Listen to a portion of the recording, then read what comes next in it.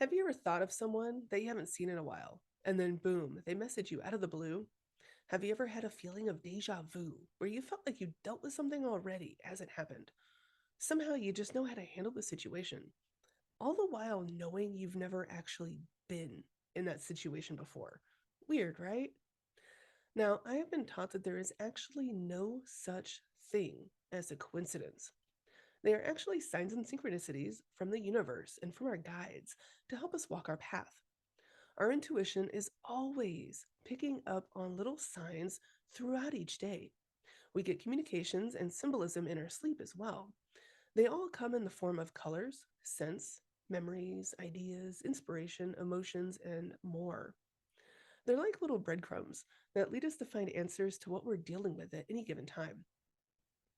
I love finding them and figuring out how each of the signs fit that I pick up fit together to form a story. Our guides are always reaching out to us to help guide us to what is in alignment with our heart and our soul. And I am fascinated by the many different tidbits of information that I find myself picking up on. I also get super excited when my clients, friends, and family also start noticing the little clues that are meant for them. Everyone has spiritual gifts. Everyone. Many may call it intuition, many call them coincidence, many call it inspiration. It doesn't matter what label we use. We all have access, and I love helping people uncover theirs. Something happened the other morning that inspired this whole episode. I was getting so many different signs from my guides, all in a matter of like 2 hours. And it took some time for me to be able to put them all together into one cohesive story that made sense. And it's usually like that.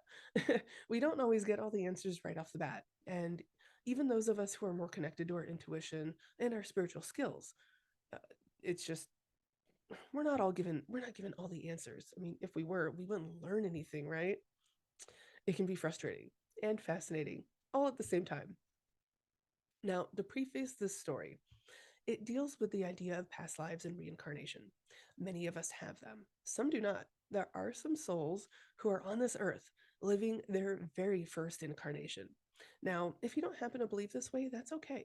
I'm not trying to push my views or beliefs here. I'm just explaining what I have learned from this experience and from my guides. Myself, my hubby, and both kiddos have all had past lifetimes, and we've all been working to heal our subconscious, past traumas, triggers, and repressed emotions. Now, my youngest is 5. She actually turned 5 right after Christmas. She is growing and is in that stage where she just wants to be a really big kid and do everything on her own. And she wants to show just how big she is, that she can do all the things her big sister can. It is awesome and frustrating all at the same time for all of us, and mostly for her, because she doesn't know yet how to handle those really big emotions that come up with all of this. And we do what we can to stay calm and help her through it all. It's totally normal stuff. But this morning was kind of like that. She woke up grumpy. She didn't want to get out of bed, and then she wanted to get herself ready all by herself. Cool.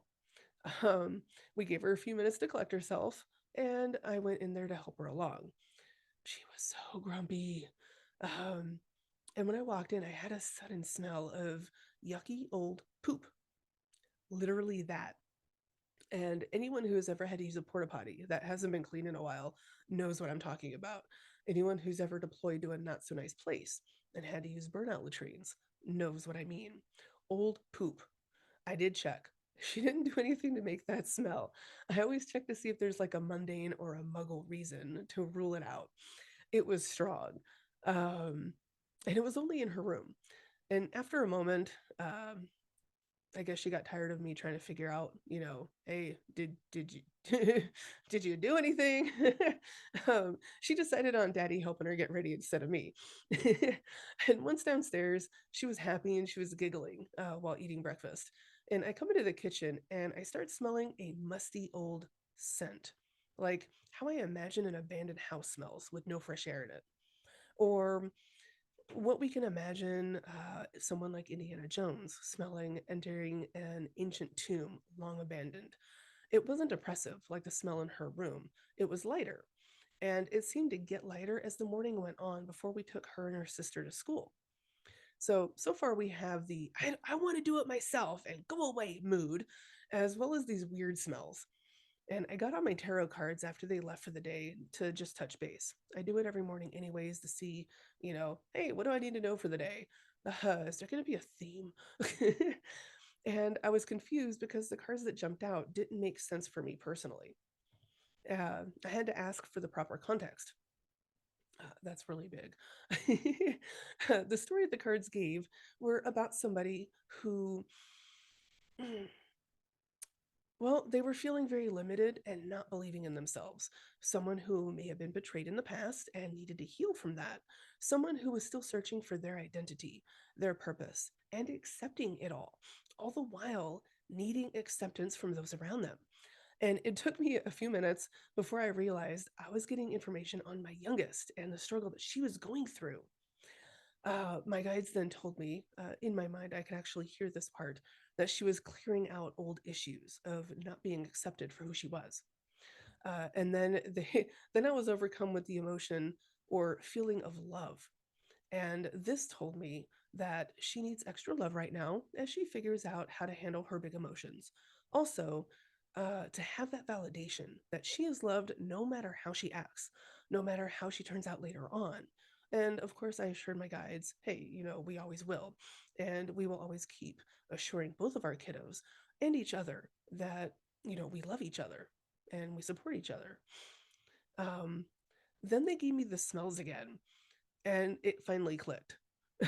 The puzzle of the smells and everything finally fit together. She was clearing out old shit from past lives, past life crap that made her feel unloved and unaccepted, where she was made to feel like she wasn't worthy. And sometimes our guides can be very literal in their methods, like, smelling that. Ugh. Once I finally put the whole story together, I felt energy around me like I was getting hugged. And I love that. I always tell my guys I love hugs and I accept them. So, the moral of the story here is don't discount something just because it doesn't make sense in the moment. It may very well be a small part of a puzzle that helps you unlock an epiphany or inspiration later on. And it may not be that day, it might come within a day or two. Now, uh, some of you may be thinking, 5 is really, really young to be clearing out stuff like that. That it can't happen. It shouldn't happen. Well, this age is extremely foundational for our kids. Here's where they're establishing if they can trust their support systems, like family, friends, schools, daycare, and the like. Here's where they're actually creating and learning boundaries, such as, hey, no hitting, or how to act when big emotions come up within them, or how to react to big emotions in others, and more. So, the more love, support, and healthy structure that we can show our kids helps them develop in all areas. Now, disclaimer, I am by no means a perfect parent. I am still learning and growing, as are my kiddos. I'm just doing the best that I can for them, as well as for anyone else that I work with. So, thank you for listening. Always remember, you are accepted, you are valid, you are loved.